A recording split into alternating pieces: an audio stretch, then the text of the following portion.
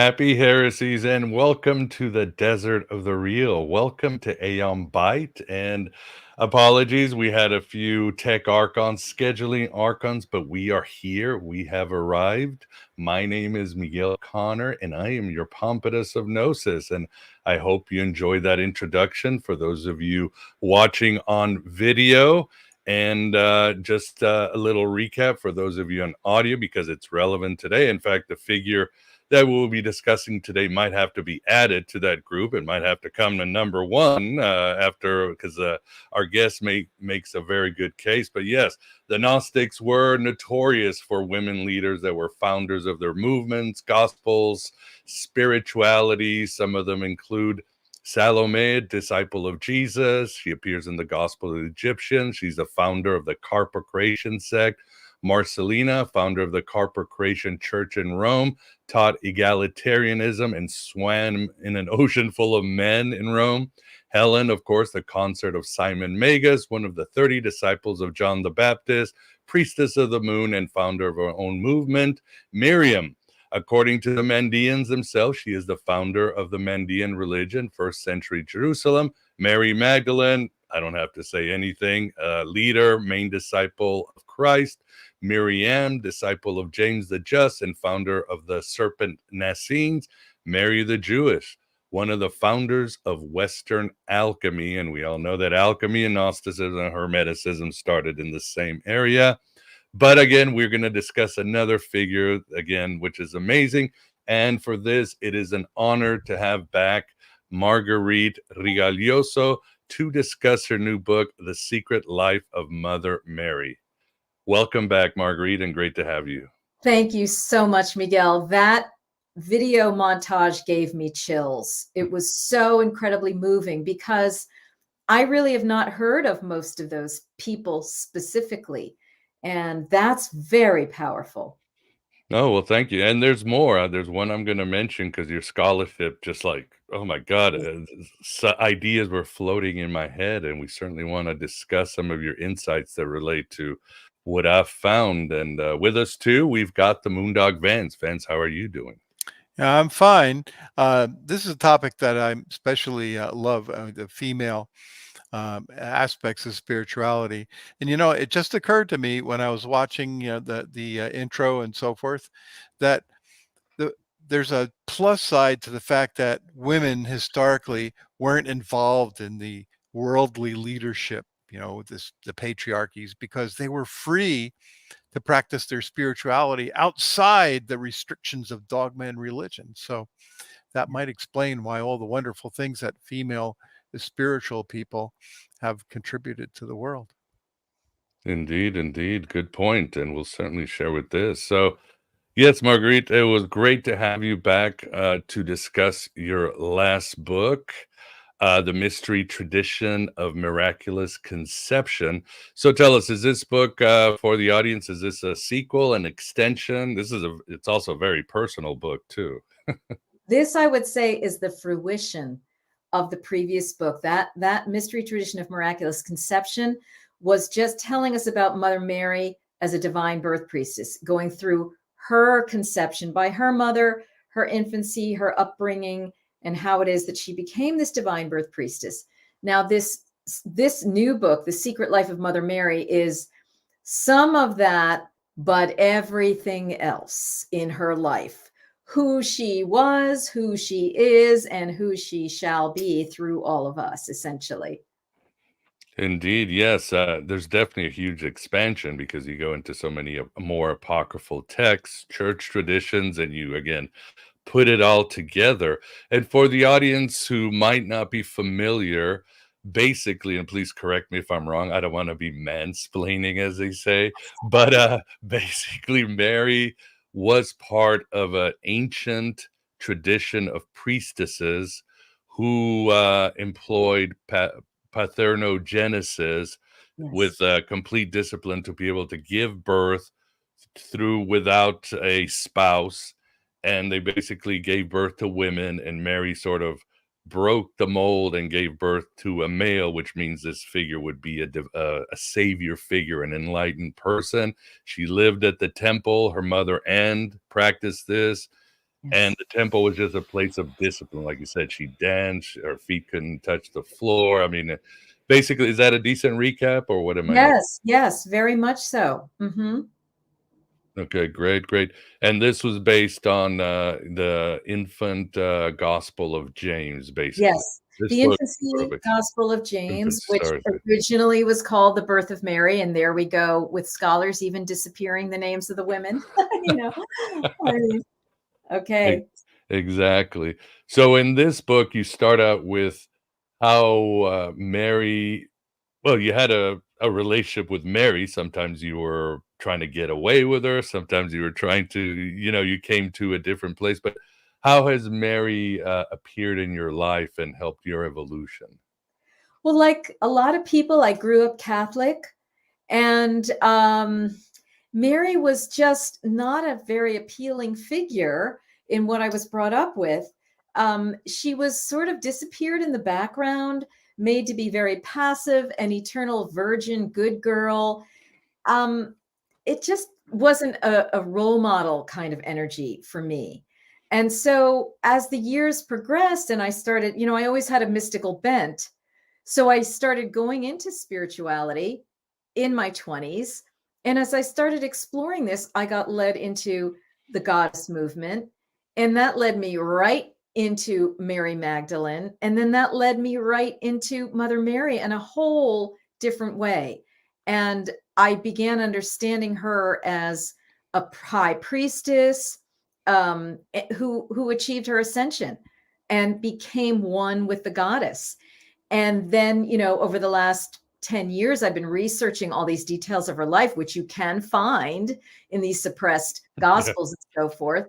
And I put it all together. And meanwhile, I really did start developing a deep, personal spiritual relationship with her, asking her to be my healer, my mother, and my spiritual mentor. And so that information is all wound into the book as well, because a lot of women, as it turns out, have been having these kinds of experiences and have been calling on Mother Mary.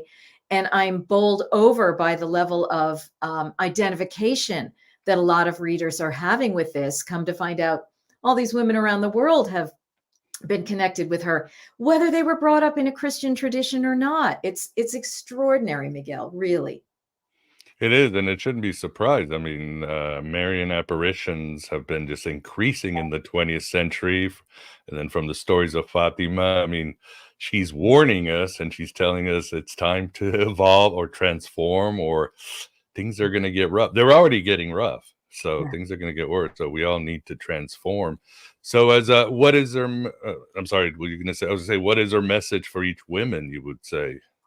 Each woman is a unique student of a unique Mother Mary. She works individually with us according to our needs. That is how great she is. She's become fractalized into this amazing hologram who can do this because of all of her preparation and all of her spiritual lives, which had to do with learnings from India, not just the little Middle East strip there. Um, and so she works at whatever level we need her. Sometimes she approaches people, and sometimes she comes to people who have called on her. So it's an amazing, amazing thing that's going on the planet, and that really always has, because even within the Christian traditions and that dogma, even many millions of people over the past, if not more, over the past 2,000 years have been calling on her, right? Mhm. And even within, the Catholic skin that she's been given or that has been imposed on her. So she's been working in many, many ways depending on where the person is in their life. Exactly. And for the audience, you might as well say this now. You have meditation, prayers, and other things. You obviously have a program. So you can go about it as you wish. I mean, and for me, yes. I mean, I've been to Fatima many times, and the energy there is it's so spiritual. I advise people to go there. it will affect you. Obviously, somebody who's into the Gnostic thought, for me, Mary is just another wise disciple, and Pistis Sophia. She asks very deep, penetrating questions, and Jesus answers along with, the rest of the apostles. So she is, my wife is Catholic, so of course the Virgin Mary is very important in this house. So she is all there, and again, in my life, a positive thing. But in your book, you expand even more, because in their first book, you talk about, again, the history, her being the priestess in the Jerusalem temple, this ancient order. But in this one, she has even more, I don't want to say superpowers, like superheroes, they find out new powers. We find out she has a lot of superpowers, right? She does. And I think, Miguel, you're going to need to add to that ticker tape beginning, Mother Mary, first Pope. Okay. Oh, okay. I She's like the that. first one. She's the one who I discovered through these suppressed gospels about her life, and these suppressed histories that were based on other now lost documents. She took over. She was the whole leader of the early movement that we would call whatever, Christian Jesus movement. She was always with and advising and teaching Jesus as she raised him. She was very much a supporter of his work while he was alive. She had a parallel ministry going for the women. She was a teacher of Mary Magdalene. And then during the crucifixion, there's a whole drama that happened, according to my research, her role in the resurrection, which we can go into. Mm-hmm. And then after that, she was the full-on leader of both the men and the women who were following this movement and were leaders of this movement and taking the messages of love and all of those things out to the world. And she, for decades, she served this role until her own ascension, her own death passage at the end of her life. And she had many powers. She was not only a good teacher and a good mentor, she was a healer.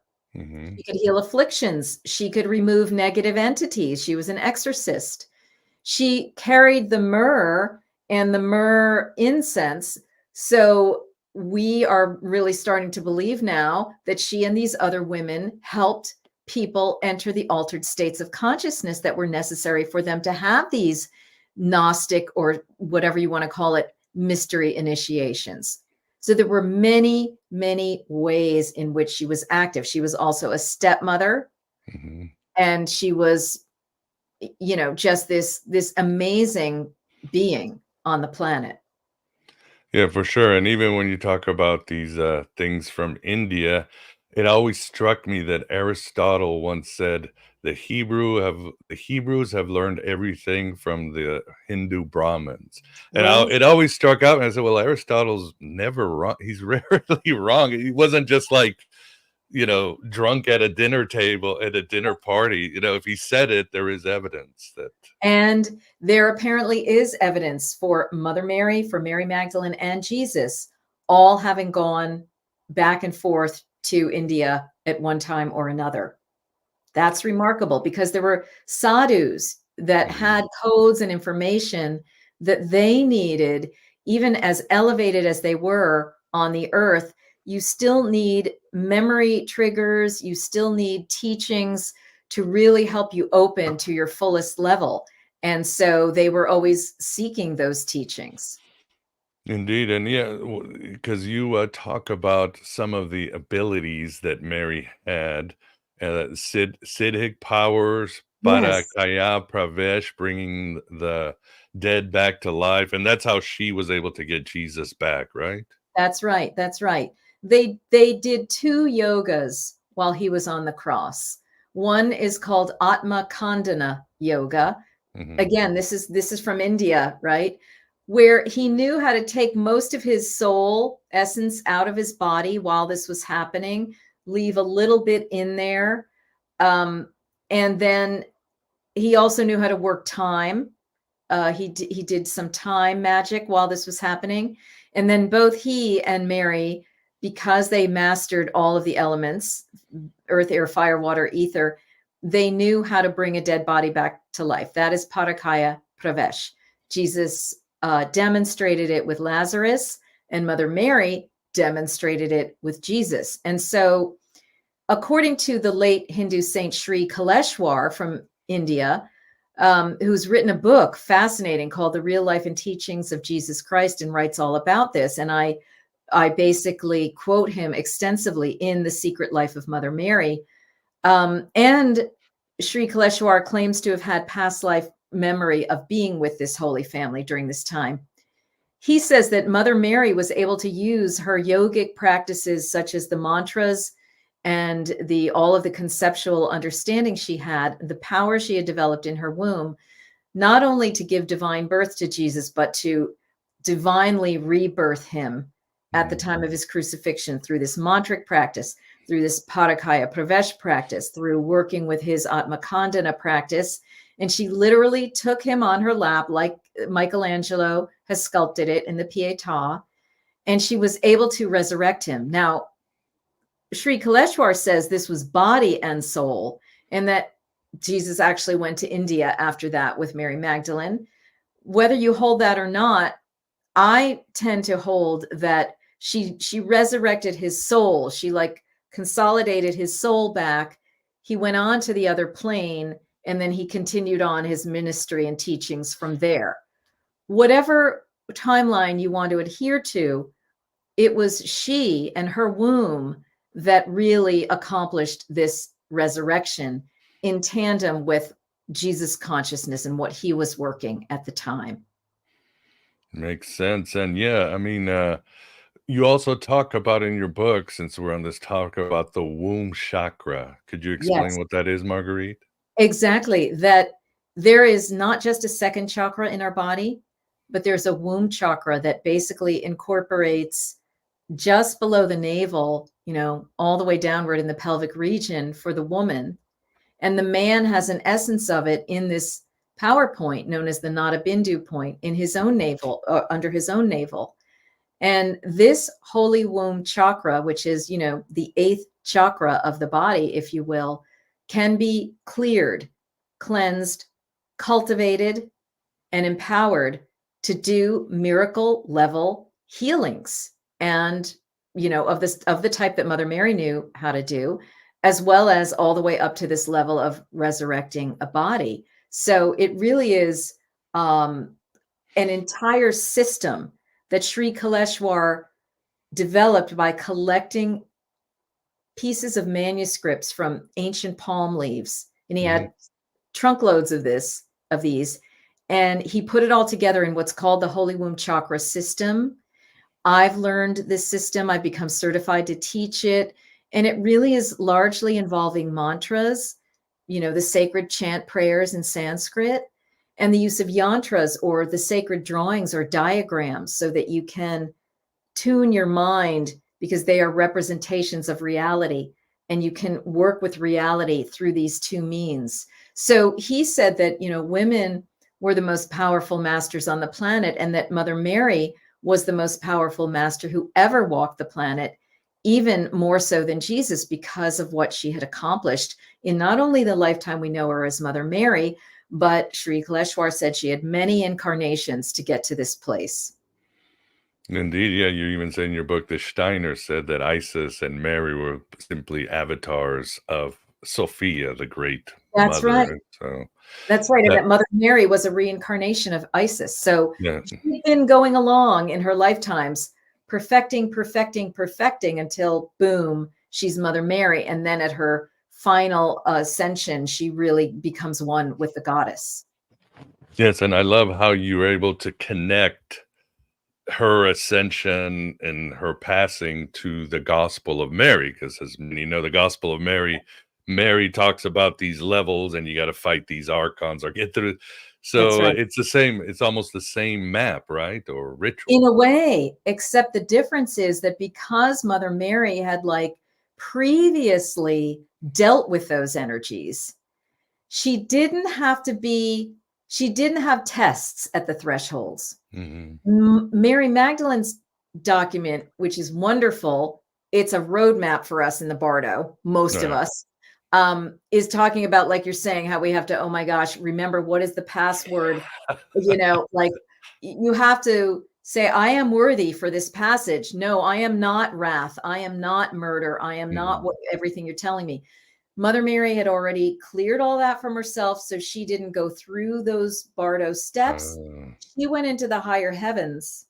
But that said, she did see very, very negative realms. She didn't have to deal with it or go through them, but she witnessed it.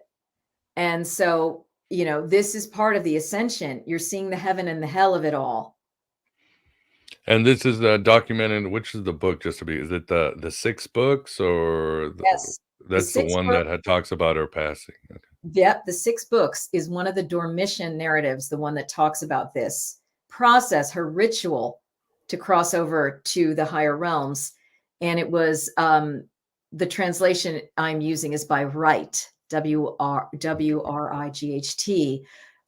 He did a very fine translation in the late 1800s. And you see the exact stages and steps of what she sees, what she goes through. And when you understand it from a almost Tibetan monk perspective or a shamanic perspective, you realize, oh, this is not Catholic bunk. This is actually describing what a sacred holy person will see, go through, and experience, you know, as they're altering, as they're coming out of their body and they're moving into these higher dimensional realms. Yeah, or Egyptian too. I mean, it's Yes. all there.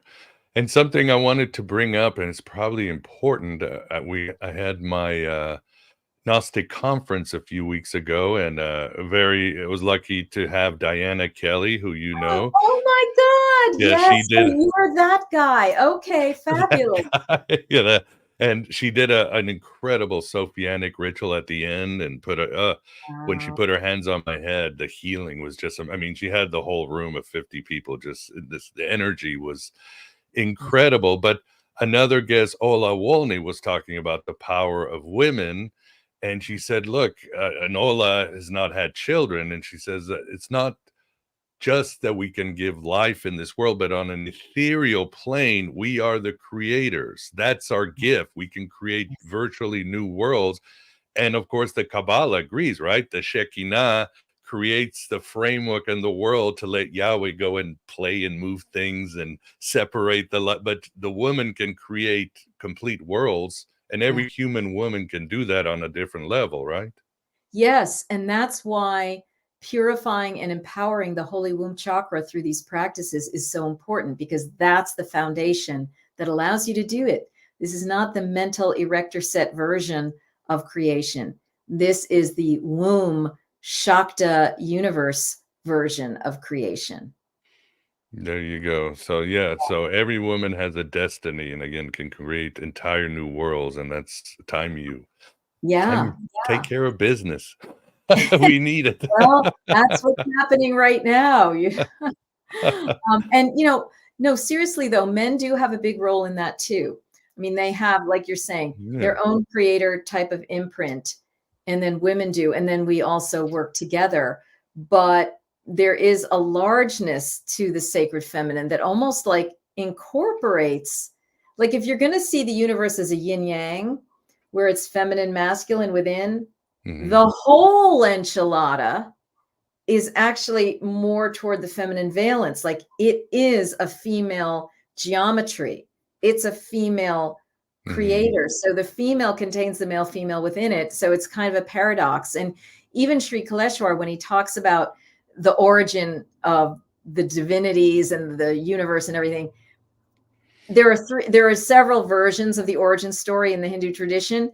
And when you look at one, it looks like, oh, this is a male creator universe. And then you kind of dissect the names and everything. And you're like, no, it isn't. It comes right back down to the goddess. And then when you look at the Shakta feminine one, you dissect it down and it's like, no, it comes back down to the god. So they're all a kind of a moving, again, yin yang. And so we're really honoring, you know, both polarities here, the yin and the yang. Yeah, very true. Again, Shekinah and Yahweh and so many other myths, Bar Below, the Great Spirit, Shiva and Shakti, this dance, and everybody has a role too. Well, I want to get into Mary Magdalene and her role from your research. And again, I was thinking, God, I wonder if what modern Gnostics will think, because modern Gnostics have worked so hard to finally restore Mary Magdalene. It's taken decades to put her where she needs to be. And we always talk about her as an avatar of Sophia. She is but you start putting Mary as an avatar, and some might be, hey, you're moving into our territory. What's That's going on right. here? Well, we can say both and. Yeah. They both were.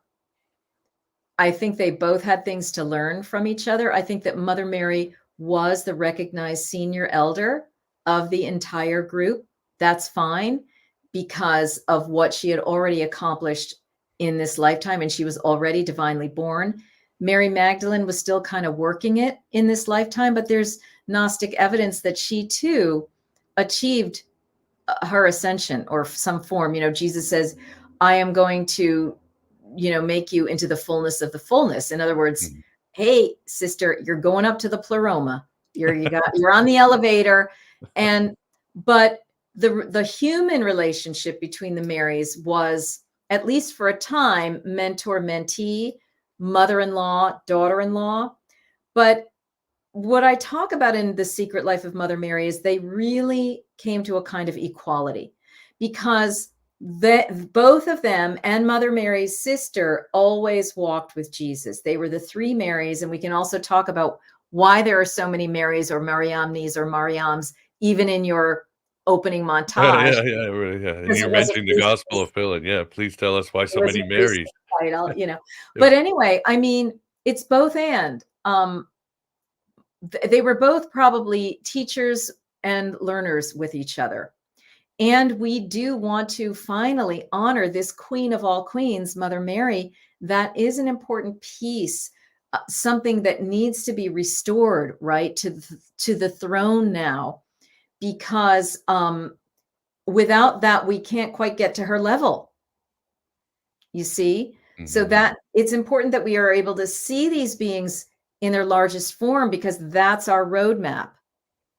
Exactly. And I love also how you bring up the Gospel of Philip. You talk about how Sophia is called the barren one, but she's the mother of angels. You see that a lot in They Gnostic hold the texts. dualities. Mother Mary was the virgin parthenogenetic priestess who was able to conceive divinely that way. She was that type of Sophia. And Mary Magdalene was the tantric priestess who would have an actual physical union and would conceive divinely that way. You have a virgin conception and you have a tantric conception. They were both at two ends of that continuum, both Sophias. There's no contradiction. Sophia tells us this herself. I'm the whore and the holy one. I'm the first and the last. Right. I'm the barren one and the mother. I'm this and that. All seeming opposites come together in her. So there's no duality here.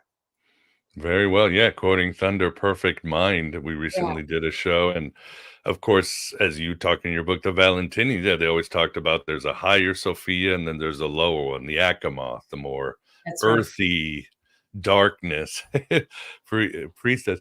Where do you think Mary Magdalene came from? Do you think she was in the Jerusalem temple, or was she perhaps a foreigner, or I any think, idea? I've always wondered. well, I think she was in the milieu. I mean, this is something I'd more like have to like go into channeling in a cannabis state or something. I mean, I Hmm. can try to tune in. Okay. I think she would be more in the Essene type of grouping. Hmm. And they were kind of Jews, but sort of not really. You know what I mean? Like, there were so many Jewish groups. I mean, I'm reading Yeah, this really. Judaism was very fluid. It That was very fluid. Talk Mhm. about fluidity. Holy crap. Mysteries of the Bridal Chamber, of the Bride Chamber by Victoria Lepage, really lays this all out. I don't know if you know this book, but William Henry turned me on to it. And it is phenomenal because it affirms the intuition that I had when I was reading, for example, the Infancy Gospel of James, all about Mother Mary. And I'm like, this is seeming to talk about a very different type of Judaism which is, of course, why then it gets totally dissed as being not real, not telling us anything authentic. Right. But when you read Victoria Lepage, you realize, oh, wow, these people were doing all sorts of things. They had all sorts of temples. There was this group and that group. And I think, again, Mary Magdalene was in that milieu. You know, the Jacobe de Voragini biography about her says that she, Lazarus, and Martha were all related. They all had money. They owned large tracts of land. Whether they were Jewish per se, or what house they would have belonged in, or whether they were part of these other kinds of people, I think it's more that. I mean, she was just so esoteric. She's not going to be a Maccabean Levitical, you know what I mean? I'm going kosher type person, you know, like that's not her. She's like, give me the myrrh and let me open my consciousness to the Let's higher get high. dimensions Let's party. of reality. I need to know. I want to know what that pleroma is. I want to go there. Exactly, exactly. And here's an insight I wanted to share with you. In the Gospel of Barnabas, you talk about she's out there and and Peter, and she says something and then stops herself, and she stops fire from coming from her mouth. And then there's that's what happens, right? Yeah, this is the Gospel of Bartholomew. Oh, Bartholomew, sorry, I'm getting And the okay, you're right. male apostles say, hey, Mother Mary, how'd you actually conceive that Jesus? And she's like, if I told you fire would issue from my, or Right. the world would disintegrate. But she tells them anyway. And she sets herself up. I mean, I describe it in The Secret Life of Mother Mary, how they have to hold her physically, Hmm. and that it is like almost a breach in dimensionality or the reality stream. And there are phenomena that happen, and Jesus kind of comes in on this and has to put everything a little bit back together for the 3D world to continue functioning. So she was really telling people that there was such a huge mystery to how she did conceive Jesus, that it's layers upon layers. It's working in multiple dimensions. It's at the quantum physics level. Yeah, and even in the Gospel of Thomas, Jesus says, if I tell you my mysteries, fire will come from the ground and destroy Okay. you. And Jesus says, It's yeah, just, I have come to cast fire on the world. yeah, people can be not ready, especially if they haven't had the right initiations. And if they haven't had the right medicines to get initiated and to be able to see in multidimensional ways, it can be either they'll miss it entirely. They won't even be able to understand or see what is being said or hear it, or they'll be traumatized. Yep. And And that's what we've got today. Both things happening. yeah, and there's the other part too. I don't know if it's in the 6 books. You talk about she was doing her ritual, and again, there were people on her side and people that wanted to, thought it was false, and they were charging the house, and fire was protecting her. That's But I right. wanted to bring the point about fire breathing, and there's a figure in the Gnostic Gospels, the hypostasis of the archons, called Yeah. Noria, and she's Seth's younger sister, Yeah. and then there's a book called the Book of Noria that's lost. There's a prayer of Noria, but when she goes to the ark and Noah won't let her in, she breathes fire on the ark and it destroys her. So I had that. There must be some tradition, and also ancient texts. Even the Kabbalists always associated with a fire breather, with a Yes. destroyer. So I think there might be some tradition with this fire from the mouth that connects Yes. Noria and Mary. Absolutely. You see it quite a bit. I was even in a group in the Bay Area. We called ourselves the Fire Breathers because Christina Donnell was teaching this fire breathing process. It's just, a means of breathing, and it does things in the body. It gives you powers, whatever it does. So it may be partly in it. Really, what it's describing is an energy. Mm-hmm. whether literal fire can come out of the mouth, probably, for like, the Moses people. I mean, people who are at that level. But yeah, it's describing acidic power that they develop within their own body to repel things that need to be repelled when needed, like a mob coming to try to burn Mother Mary's body so she cannot have a full rainbow body experience. No, no, no, no, no. That's not going to happen. And that's what I describe in The Secret Life of Mother Mary. Yes, so the connections are amazing. And for the audience, if you have any questions, please super chat them so we can separate them and Vance can get to them. As always, please subscribe to the show. Like the book is out from Inner Traditions. They're also doing the Elvis book. So I want to always plug Inner Traditions. They've been publishing occult and esoteric books since 1975. They specialize in books, ebooks, audiobooks, card decks, and other products that convey the spiritual, cultural, and mythical traditions of the world. The Inner Tradition imprint focuses on esoteric knowledge, occult wisdom, and perennial philosophy. The mission of Inner Traditions to rediscover, preserve, and protect the esoteric and spiritual traditions of the world. So please go to innertraditions.com. They were a sponsor of Gnosis, the event, and they're always so helpful. So we want to mention them. But now I want to bring in Vance. Vance, do you have a question or remark for Marguerite? Yeah, I'll lead in with the third secret of Fatima. What can you tell us about the third secret of Fatima? Wow. Marguerite would have gotten into ceremonial space if you were going to be asking these esoteric questions that need channeling to understand. Okay, so let me just tune in and see whatever I'm receiving. But first, I want to say Inner Traditions, so grateful to them. Both this and the Secret Life of Mother Mary and the Mystery Tradition of Miraculous Conception. They have been a dream to work with. I am so grateful that they have their now, however many imprints they have, 8, I don't know. I'm with the Bear and Company imprint. They're wonderful to work with. They are producing tremendous material. I highly ask people to buy the books directly, from the Inner Traditions website, bypass all these other secondary markets. Yeah. Okay.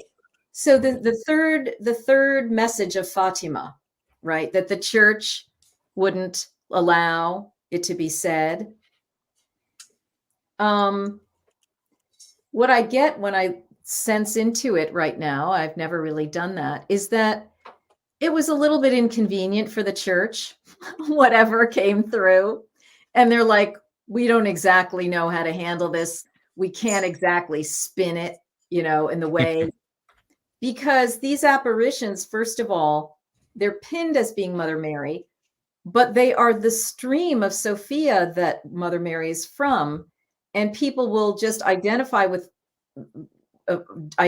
with how they perceive it already through, But so they'll start putting all this dogma on who Mary of Fatima and who Mary of Lourdes is, and all this stuff and what the kids were saying and trying to twist and turn it. So I'm guessing that it was a message. Wouldn't it be funny if it was a message that was like, well, the Vatican should be dismantled? Turn off the lights. Yeah. I think it was something that they didn't quite know how to deal with. And it might have been wrapped around a kind of a warning. But, Mother Mary, the way I understand her warnings are loving. They're not Armageddonish, so to speak. In other words, she's always showing you a way.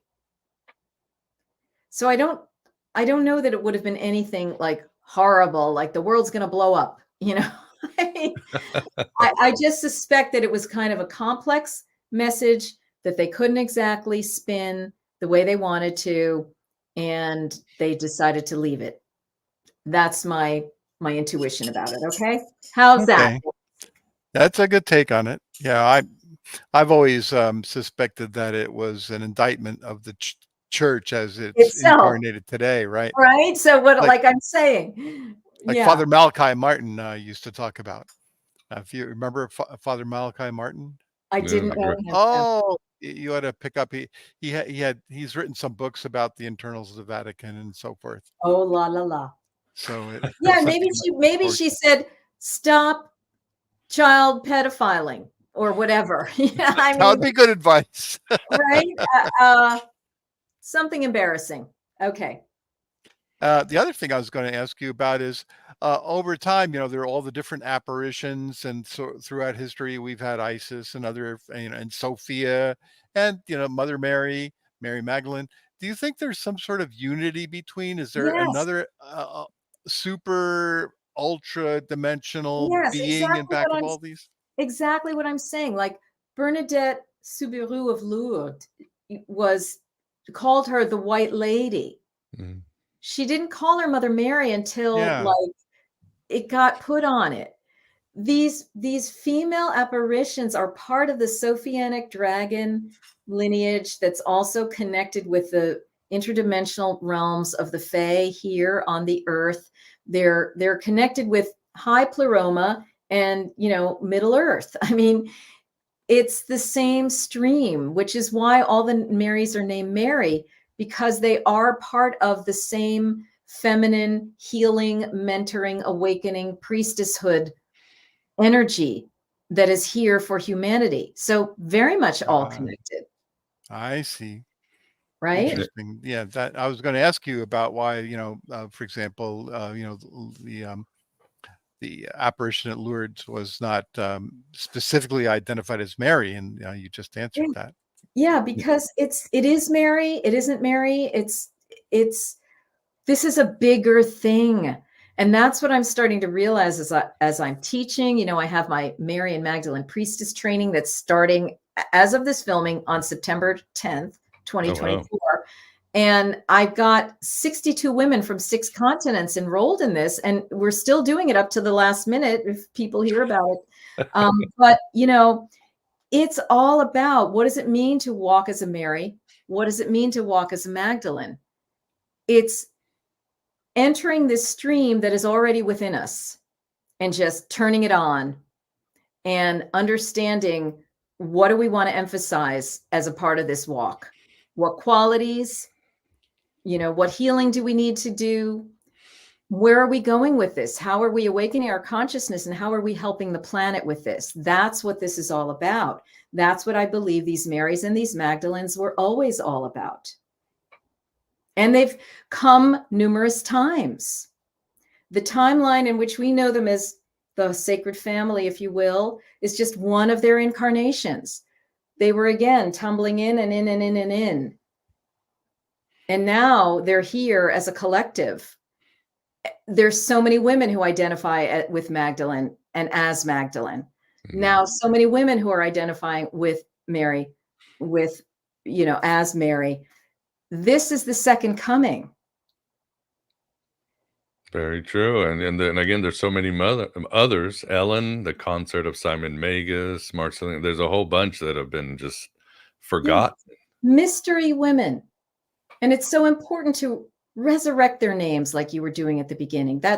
I could just cry. I know I found these other names, the priestesses that were around Mother Mary, Nestra, Tabitha, I mean, when do we hear these names? Oh my gosh. You say Mary had a sister, right? She did. She had a sister, Mary, also named Mary. Why? Because she was part of this priestess stream. It's not because her mother couldn't think of another name. She actually was born, apparently, Parugita was her name, little hen. But she became Mary. And so she joined this priestesshood with her half sister because she was born at a different time by Anne or Hannah, their mother. Hannah gave birth to Mother Mary parthenogenetically, just like Mother Mary gave birth to Jesus. That's a story we don't hear, but it's in the infancy gospel of James. And I talk about it in the mystery tradition of miraculous conception. Okay. These are things that are in plain sight, but that nobody's really quite paid attention to or put it all together. Exactly. Yeah, and also it should be mentioned that the shepherds at Fatima, Lucy, they never said it was the Virgin Mary. It was just a lady, I think, in a white That's right. dress. Same with Our Lady of Guadalupe. Yeah. I forgot Don Diego, what his name, just saw a lady, Yeah. and he thought at first it was like an Aztec goddess manifest, but then later That's the right. cultural trappings get put together. But like you said, it's both. It's It's nothing in the both. force. Yeah, it's both and what I'm helping to do is release some of these cultural trappings so that we can see the essential light body of this being again, and the stream that she's part of, which is in all of us, whatever our sex, by the way. Indeed. And what about, we're talking about this force to enlighten human beings. Do you see a force of darkness like the Gnostics do, or do you think it's just humans being controlling and manipulative? What do you No, think? Are I there see it. archons? I see it because I've lived it. Hmm. Okay. And we've all lived it. Anyone who has trauma has lived the archons, and that's most of us, because this is a plague on humanity, and it is written in those Gnostic Gospels from the beginning. Hmm.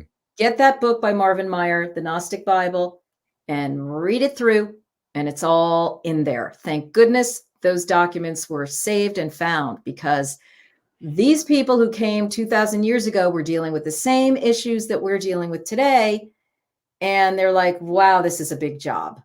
Who's getting crucified? Who's getting martyred? They were like, wow. And yeah, these forces are working. They're working it. But the thing is, what this sacred family is teaching us to do is to raise our love and light vibration so that we're just above it. We don't even have to deal with that stuff anymore. And you That's call it the rainbow body? Is that Well, the rainbow body is particularly what can happen when you're leaving your body after your death. Mhm. When your soul is leaving your body. Jesus went rainbow body. If we're going to adhere to the idea that Mother Mary helped to resurrect him, but in my belief structure, he left his body. He took his body with him. Essentially, it's like, and Mother Mary, I talk about that in The Secret Life of Mother Mary. Same thing. Lights were seen in the sky, and all they could find were her linen garments in her tomb.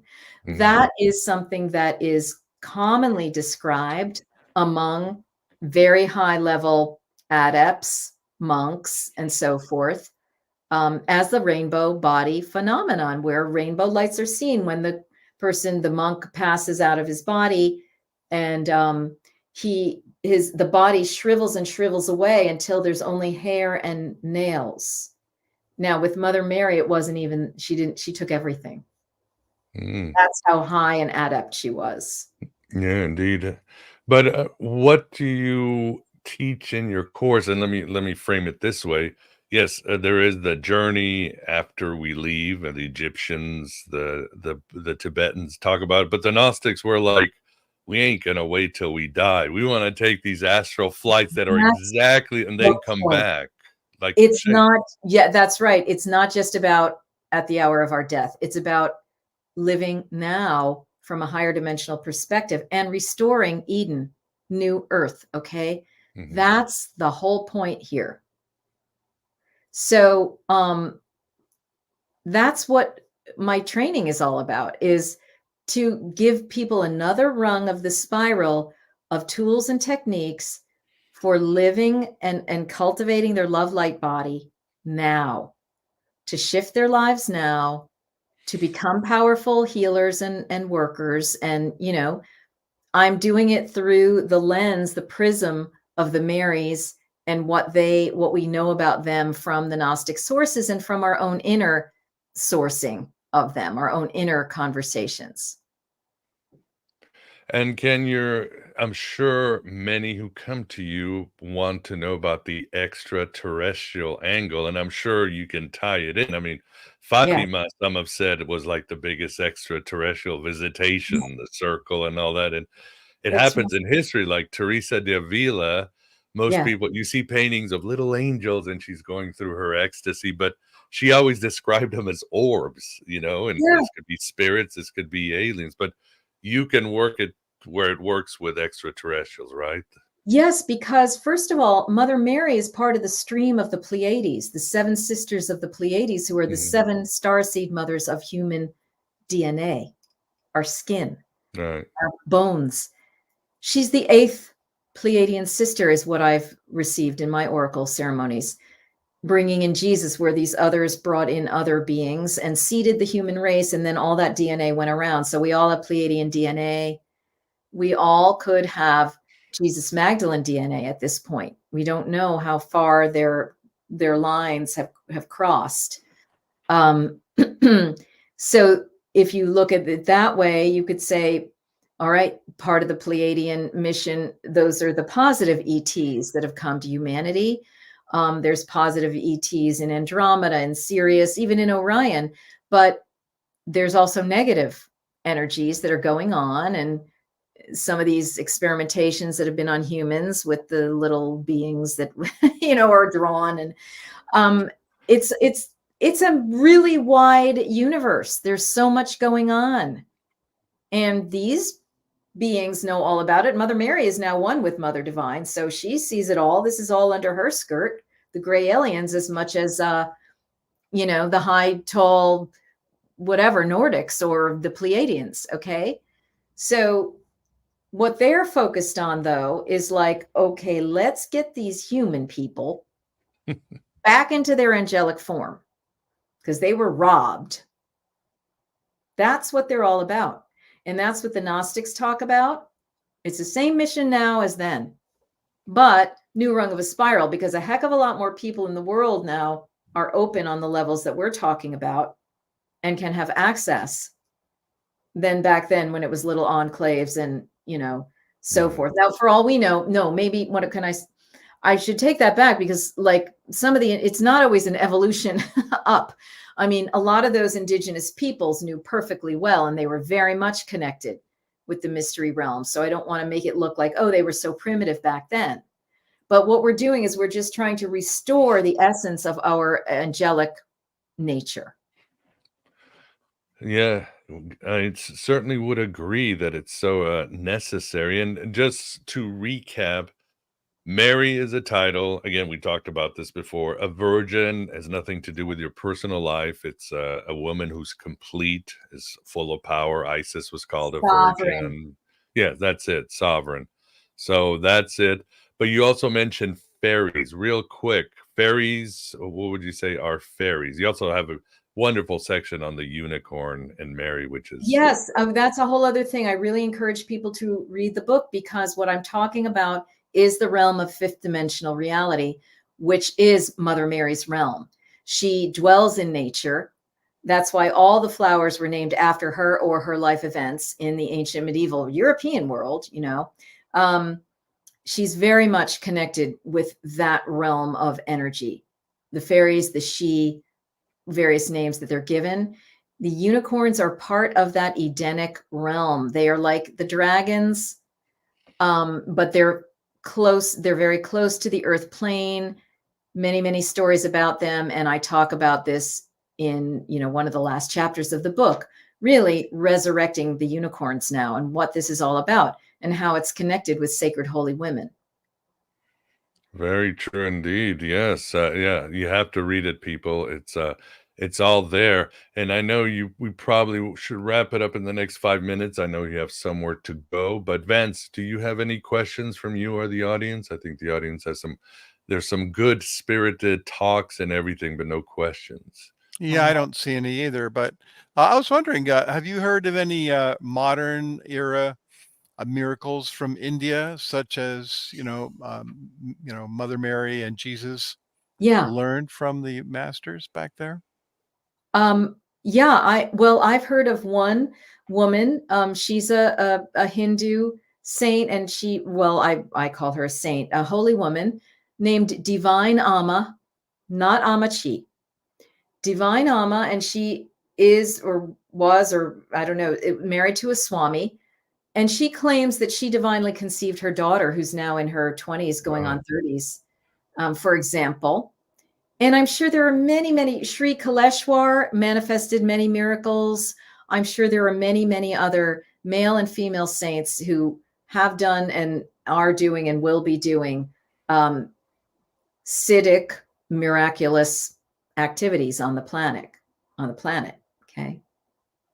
You know, we never hear of these things in the media, of course, because Of it's course not. oriented towards the material and, you know, Yeah. Our job is not to educate us, Vance, as you no, know, or Carl enlighten us. Sagan, no, it's impossible, you know, that this type of thing. Oh, yeah. And even if they did put it on TV, they twist it in some way. So better that it doesn't actually make it onto there. The people who are doing this really work, it's better sometimes behind the scenes, honestly. Yeah, I mean, even at the conference, we were all talking like, how come nobody's ever done a movie on H.P. Blavatsky? I mean, that woman changed history, No kidding. created a global religion. And I was like, well, Kathy Bates should play her, at least Oh, told her. absolutely. But they won't make a movie about her because even though she was a pivotal figure in human history. No, That's it's for the black and same white. reason that we don't hear of the women that you showed at the beginning of this video. I mean, Yeah. it's still an archonic yang show on planet Earth. All right. Now, I'm not even going to say men. They've infiltrated everyone, and it's all been twisted toward the yang, and we're trying to return it into the balance with the feminine, because we have to return to our mother. Yeah, you got to go back. You got to go back to Tiamat and get into the waters of chaos. That's right. That's right. Have your initiation and be held in the womb of the mother. Yeah, and die and be That's reborn. right.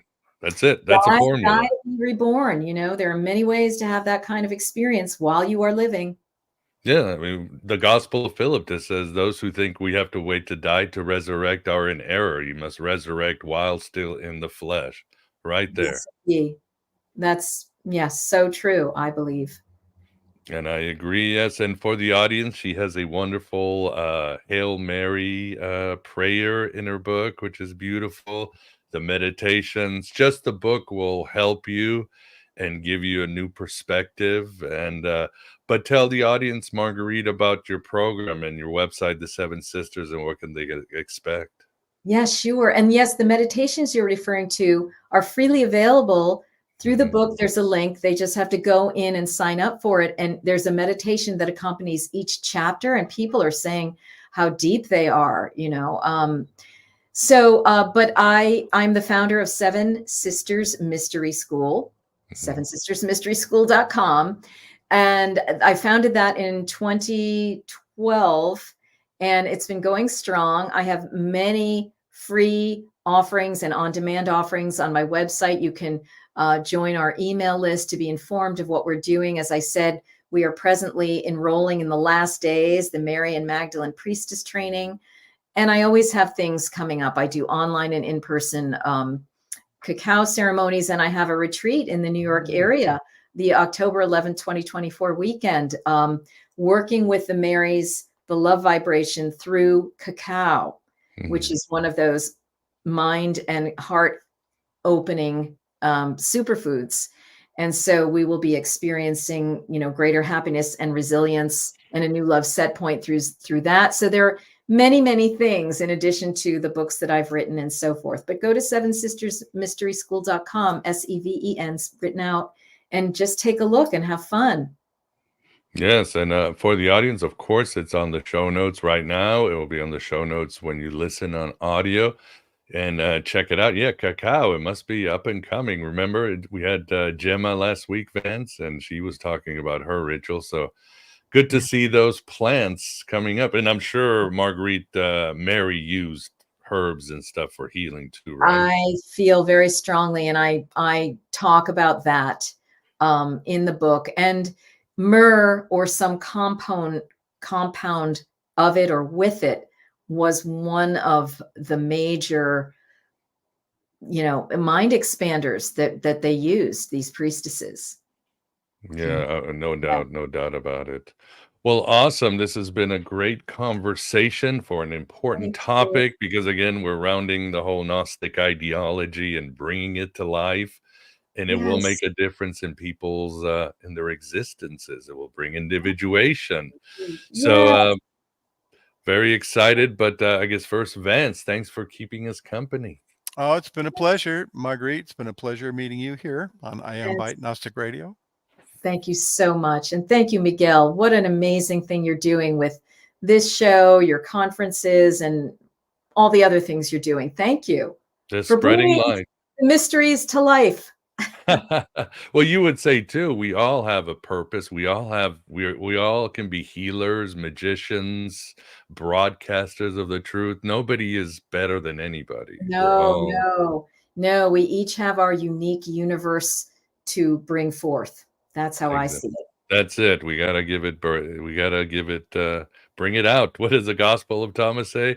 If you bring forth what is within you, it will save you. If you do not bring forth what is within you, it will kill you. It's a Yeah, simple formula that Thomas yes. says. So Blessed be. I know it's such a truth. So Wow. everybody out there, bring it out. Bring forth what is within you, and you will make a better world.